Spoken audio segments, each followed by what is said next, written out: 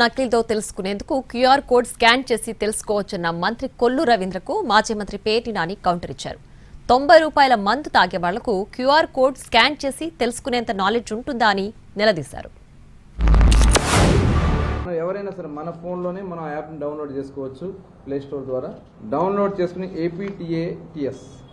ఏపీటీఏటీఎస్ app ద్వారా download చేసుకుని ఆ యాప్లో ఆ బాటిల్కి ఎక్కడైతే ఆ బాటిల్కి సంబంధించి క్యూఆర్ కోడ్ కానీ దానికి సంబంధించి లేబుల్స్ ఉంటాయి, దాన్ని కానీ మనం స్కాన్ చేసుకుంటే టోటల్ ఆ బాటిల్కి సంబంధించి SH కోడ్ నెంబర్ కానీ అలాగే బ్రాండ్ నేమ్ కానీ దాంట్లో ఎంత ml ఉందని, batch ID, MRP, manufacturing location, manufacture date, department location name, అదే డిపో లొకేషన్ నేమ్, అది అట్లాగే వెండర్ లొకేషన్ నేమ్ కూడా, షాపుకు సంబంధించి డీటెయిల్స్ అన్నీ కూడా డిస్ప్లే అవుతాయి.